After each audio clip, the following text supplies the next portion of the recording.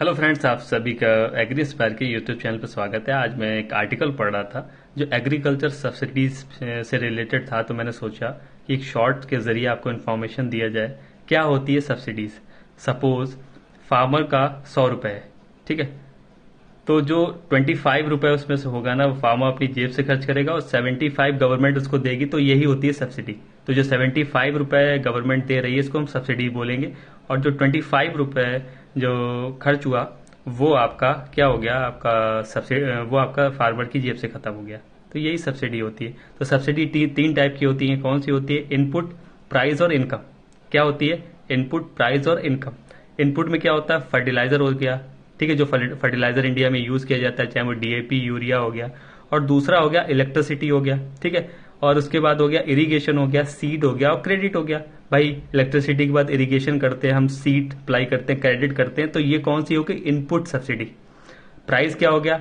Minimum support price. भाई price जो government of India उसको उसको अनाउंस करवाती है। और जो 22+1 मतलब 22 क्रॉस प्लस 1 एफआरपी जो शुगर कैन पे लगाया जाता है, उस पर पूरी सब्सिडी हमारे फार्मर को प्रोवाइड की जाती है, जो जिसके लिए गवर्नमेंट पीडीएस लाती है। क्या लाती है? पीडीएस। क्या होता है आप कमेंट सेक्शन में बता सकते हो। ये प्राइस हो गया। इनकम क्या हो गया? इनकम जैसे पीएम किसान चल रही है, तो जो 6,000 जो रहती है ना, वो क्या रहती है? पर 6,000 पर ईयर रहती है। और पीएमएफबीवाई, प्रधानमंत्री फसल बीमा योजना, तो ये क्या हो गया? इनकम। तो मैंने क्लियरली बताया कि इनपुट हो गया, प्राइस हो गया, इनकम हो गया, इस टाइप की सब्सिडीज होती हैं, ठीक है। तो अब आपको क्या बताएं, इसके इश्यूज क्या हैं? इश्यूज क्या होते हैं? Over use fertiliser. अगर हम ओवर यूज फर्टिलाइजर को यूज करते हैं तो इसमें इन्वायरमेंटल डिग्रेडेशन हो जाता है। जब हम ओवर यूज फर्टिलाइजर कहेंगे तो इन्वायरमेंटल डिग्रेडेशन हो जाएगा, ग्राउंड वाटर डिप्लीकेशन हो जाता है जो भी अगर हम यूज करते हैं, रीजनल फैक्टर पड़ता है। और जो फिकल इम्बेलेंस हो जाता है। फिकल इम्बेलेंस क्या हो जाता है? जैसे जब भी हम गवर्नमेंट फालतू खर्चे में आ जाती है, जब उसको फालतू खर्चे करने पड़ते हैं, तो एक जो फिकल इम्बेलेंस हो जाता है, ठीक है ना।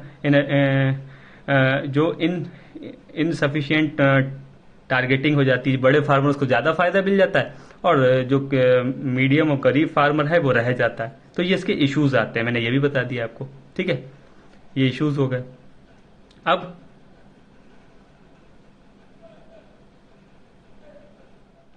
तो फ्रेंड्स, आप सबने जाने कि क्या सब्सिडी होती है, क्या इनपुट, प्राइस, इनकम और क्या इश्यूज होते हैं। आपने इश्यूज भी जान लिए। अब क्या होता है, जैसे सपोज यूरिया का एक बैग है, ठीक है, जिसकी कीमत है यूरिया के एक बैग की 266 रुपये, 266 रुपये, ठीक है। तो उसमें सब्सिडीज कितनी मिल रही है? लगभग 4200 रुपये, ठीक है।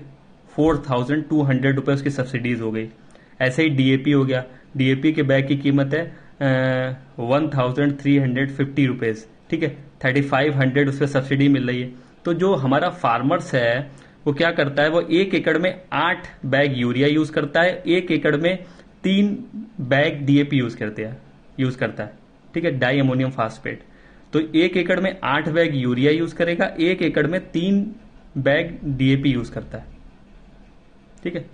और ऐसे अगर आप बात करो तो उसको टोटल पर एकड़ कितनी सब्सिडी मिलेगी जाके? टोटल उसको पर एकड़ 44,000 मतलब 44,000 पर एकड़ उसको सब्सिडीज मिलती है हमारे फार्मर को।